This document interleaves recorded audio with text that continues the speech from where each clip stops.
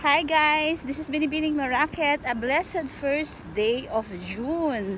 I hope all is well. So I'm on my way now to St. Mary's to attend a June 1st Mass because there are so many things to be thankful and so many miracles, answered prayers. So it's all about Thanksgiving. So it's currently 5:58 a.m. Dubai time with a temperature of 35 degrees Celsius, but the humidity is too high. So it's a summer season this time in Dubai, in GCC, in the UAE. So I'm currently now in the car, so heating up. And just for the information of everybody, to those who would like to register for a mass, so please visit www.stmarysdubai.org. So we have since February 1st. Thanks God for the blessings that the government allowed 2 masses daily, which is every 6:30 a.m. and nighttime 7 p.m. So most of the time I'm in my 6:30 a.m. mass because I'm a morning person. It is always a great start to start praying and attending mass before to be busy for the whole day. So I just started the excuse me, I've just started the car. So normally at least 2 minutes before you move the car. So the mass will start at 6:30, so I have almost 32 minutes or 30 minutes to be exact. So from here to St. Mary's is about 15 to 20 minutes. Hindi pa kasi traffic today, and normally sa Dubai wala naman traffic at this time. So guys, see you later. I'm gonna attend the Holy Mass, and then again this Mass is I'm offering healing for everyone. Hindi lang physical illness health, but healing sa lahat ng mga emotional problems, financial problems because of this COVID crisis then and pandemic. Physical, emotional, health, spiritual, of course, and all aspects of life. I'm praying for you guys. And again, a birthday prayer to those who are celebrating birthday for this month of June. And again, that's for my papa, to Ernest, my #1 supporter, to one of my best friends, Jen, and sa lahat-lahat. So, God bless guys. I'm gonna wear my eyeglasses kasi medyo malabo na ang mata ko. So, I need to wear eyeglasses every time magdadrive ako kasi naka-declared yon sa aking driver's license. So, let's pray I'm gonna pray now. So, I'm currently in Floating Bridge. So, it's almost 15 minutes when I left my house. So, as I've said, around 15 to 20 minutes. So, it's 6:15. I really wanted to start the Mass. At least arrive in the church 5 minutes before the Mass. So yan, naka-red. So this is the Floating Bridge in Dubai. So I need another maximum 2 minutes drive to arrive in St. Mary's. Ayun po yung hospital ng Rashid Hospital. We're in dyan na inabutan. Isa sa mga magagaling na hospital dito sa Dubai. Diyan na inabutan, sinugod namin si Marvin, si Ambo, way back July 2013 for a kidney transplant. So, ito isa to sa mga maganda dito sa Dubai. Napakaganda, napakalinis ng mga roads. So, thank you RTA, Road and Transport Authority. Thank you Good Dubai Government sa isang napakalinis at napaka-ayos na pamamalakad. So, mga tao talagang tumatawid sa tamang tawiran. They follow the rules talaga dito. So, ayan guys. I'll see you later. Merciful Father, the danger spread of the fatal coronavirus across the world has unsettled the world in all aspects of life. We are in fear, misery, and pain. We implore you, Holy God, Holy Mighty One, Holy Immortal One. We trust in you. Have mercy on us and on the whole world. You are our God, our defender, our protector, and healer. Keep us safe from all threats of hidden dangers and deadly diseases. We pray that nobody will be affected anymore by this deadly virus, and all who are affected will be healed by the merits of the Passion, death and resurrection of your Son, our Lord Jesus Christ, and in the unity of the Holy Spirit. Amen. The Lord be with you. And with your spirit. And may Almighty God bless you and your family, the Father, the Son, and the Holy Spirit. Amen. Filled with God's grace, let us now go in the peace of Christ. Thanks be to God.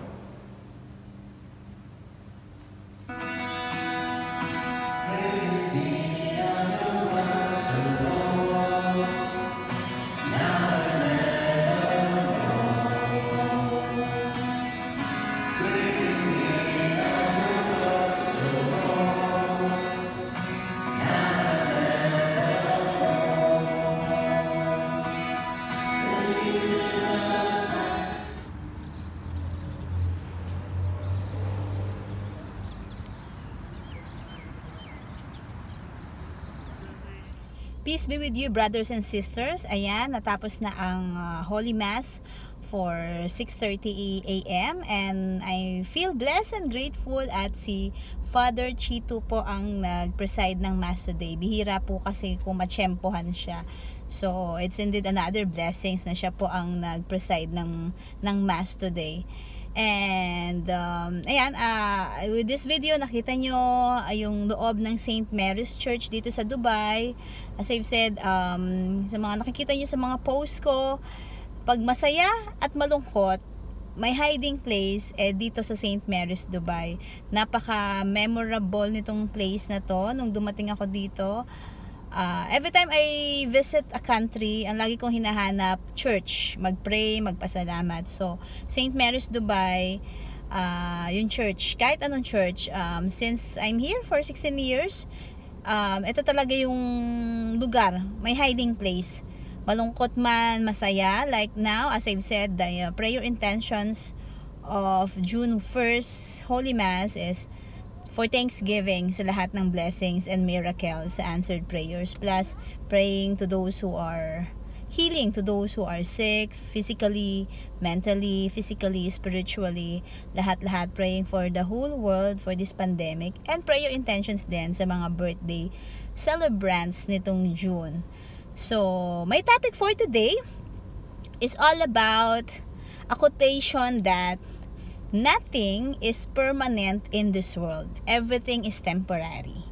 Yes, indeed. So, sa lahat ng mga nangyayari at pangyayari sa buhay ko, mga journey ko as a child of God, sa lahat-lahat, sa mga viewers ko, sa mga followers ko, sa mga nakakakilala sa akin, this is indeed a very, very true statement. Nothing is permanent in this world. Everything is temporary. So, given that quote, ang share ko is about sa lahat ng pinagdaanan namin. Sa mga tao ngayon, this is a video is to inspire all those people na merong pinagdadaanan ngayon. So, kung sorrowful mysteries kayo ngayon, believe in the promises of God that after sorrowful, nandun ang joyful at glorious. So, diba sa Catholic faith, we have 3 mysteries in actually 4 mysteries now in our daily rosary novena. So, we have the joyful, we have the sorrowful, we have glorious, and we have the luminous mysteries. So, kumbaga seasons, in all seasons of life, iba-iba. So, sa akin, just to share, sa mga napagdaanan namin, since this quote, nothing is permanent in this world, only temporary, sa lahat-lahat ng mga problema ang dumating sa amin, nanatili kaming faithful kay God. And because God is so faithful, mas lalo yung mga pinagdaanan namin, yung mga hirap, sacrifices, lahat ng struggles, financially, emotionally, spiritually, lahat-lahat ng yan, we accepted it.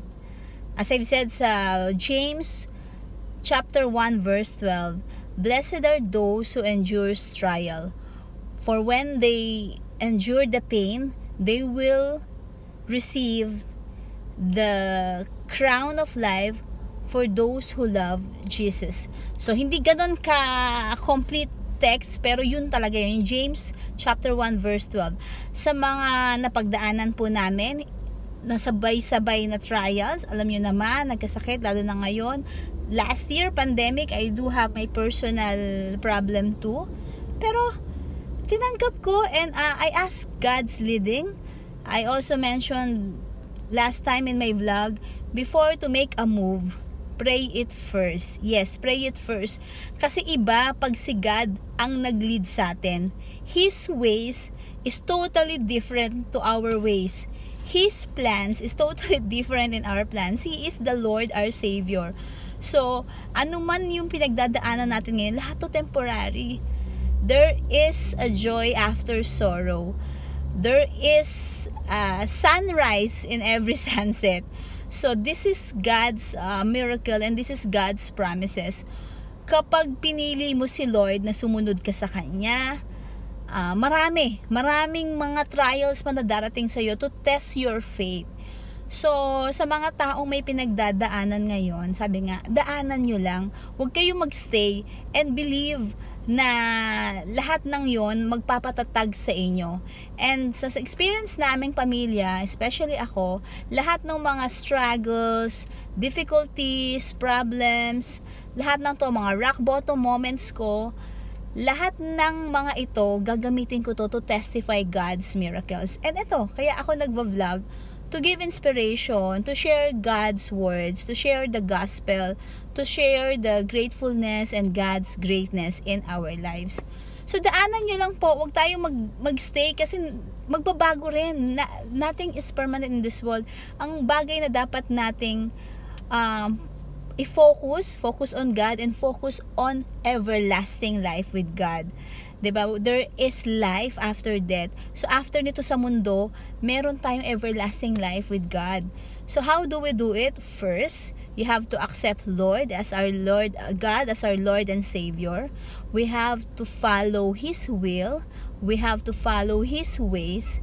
And we have to love Him and love others as we love ourselves. So, paano yon? By knowing more about God, by reading His words, of course, and by doing everything, as in every day of our lives, do everything to glorify God. How we will do it? Sa akin, naging ganito ako strong yung faith ko kay God dahil sa lahat ng mga struggles, lahat ng mga trials. So, hindi naman ganun kadali na, hello Malu, paano mo makikita yung, hindi naman ganun kadali na isipin kagad na, yung mga sinasabi ko, sinishare ko, but, kasi nga, na-share ko to dahil napagdaanan ko ng lahat. Yung naging strong yung faith naming lahat dahil sa mga trials. So, kaya nga, blessed are those who endures trials, for when they will receive the crown of Jesus, the crown of life, which Jesus promise to those who love Him. So, hayaan nyo lang po itong mga trials na ito dahil ito po ay lilipas din. Looking back na February, nung na-hospital si John, then until March na ma-discharge siya, March 27, tapos nagkahawa-hawa na si Marvin na kidney transplant, na naging COVID survivor, tapos nagkahawa yung mga asawa nila. So, lahat ng po yun, 2 months, and right now, we are still in a cloud 9, we're still testifying, thank you Lord. Okay na si John, nakakapag-drive na siya, and we are really praying that after a month, 1 more, na makabalik na siya sa work. So, ngayon pa lang, pag iniisip ko yun, naiiyak na ako how great is God is. And ngayong June 5, we have confession and blessing meeting and appointment with Father Chito. So, sa mga tao pong gustong magkaroon ng appointment to Father Chito, PM nyo po ako. I will share his mobile number.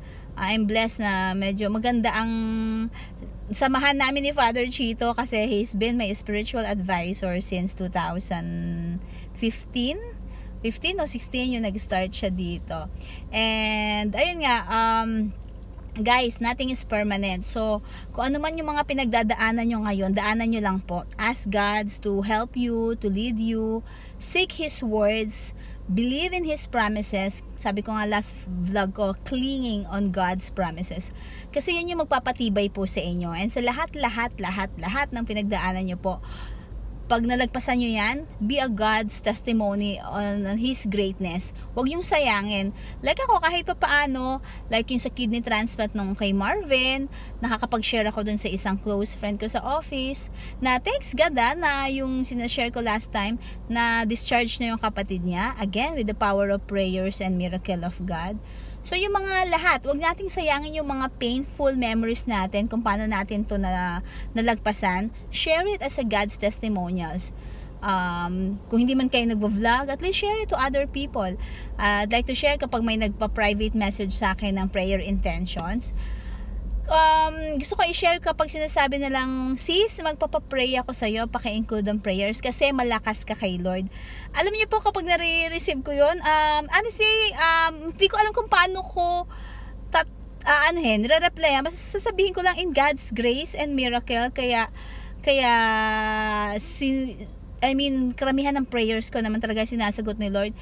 Dahil siguro it's really God's will. Kasi kung hindi God's will, hindi naman niya ibibigay yung answered prayers, diba? So, kaya nga sinasabi rin, kapag may pinagpipray sa akin, may nagpapapray sa akin ngayon for visa approval, nasa prayers ko pa rin, pero sinasabi ko, when God says no, it doesn't mean it's a rejection, it's a redirection. Pwedeng may ibang plano si God for you. So yun, may mga nagpe-prayer sa akin, mostly healing, and I really thank God for the answered prayer. Lahat sila na-discharge na, okay na sila. So, and then after nila magpa-prayer sa akin, as their prayer warriors, and ganun din sila sa amin, nagsisend na message. So, yun, let's help one another by, offering a prayer. And kapag talagang may nagpa-prayer, para hindi natin makalimutan, at that moment, in anywhere, in any time, as available ka, say a little prayer. Prayer for healing, prayer for restoration of health, praying for safe travel, praying for provisions, lahat-lahat yung magka-pray sa akin na sana magkaroon na ng work. Yung iba nagka-work na, iba wala pa. Believe on God's promises, darating in God's perfect time. So ayun nga, every time they will send me message, sis, nakaka-inspire yung story mo, ang lakas-lakas mo talaga kay Lord. So, thanks God. Thank you. This is through God's grace and mercy. Hindi ko naman to kakayanin without the grace and mercy of God. So, everything to glorify God. And kung ano man yung sitwasyon ko ngayon, yung status ko ngayon, I have this peace from God and the joyfulness from my heart, yung gratefulness ko, lahat-lahat, this is through God's mercy and grace. So, mga kababayan, mga kapatid, brothers and sisters, tandaan, nothing is permanent in this world. Daanan nyo lang po. Kung meron kayong dry season, crisis right now, tayong lahat na apektuhan, believe in God's promises. In God's kingdom, there is no financial crisis. There is no crisis in God's kingdom. Believe on that. So, clinging on His promises, lagi nyong punuin ang isip nyo, ang puso nyo ng God's Word. Me, I'm following CCF. I'm following Pastor Rick Warren, Brother Bo Sanchez, Father Orbo. So, ang dami kong pinanonood to inspire me to fulfill i-fill yung minds and heart ko ng puro God's Word and their testimonies. So, yan, I hope you learned something. Babalik na ako sa bahay, shower, prepare for work, and bilibining marakit. Meron pa akong car service. So, again, nothing is permanent in this world. Everything is temporary. So, believe on God's promises na kung ano man yung pinagdadaanan nyo, temporary lang yan. Surrender everything to God. Pray first before you make a decision and make any movements or any plans. Ayun, everything will follow. So, happy first and blessed day of June. And half of the year na. So, we're praying that this pandemic will really end soon. Since marami ng vaccines na dinidistribute worldwide. So, through our collective prayers, this pandemic will end soon. So, God bless everyone. I hope you learned something. And I'll see you in my next vlog. So to those who are not yet subscribed in my channel, please don't forget to like and subscribe and click the notification bell para ma-update kayo sa mga future vlogs ko. Once again, nothing is permanent in this world. Everything is temporary. Clinging on God's promises, surrender everything in Him. Pray first before you make any moves. God bless everyone. Keep safe.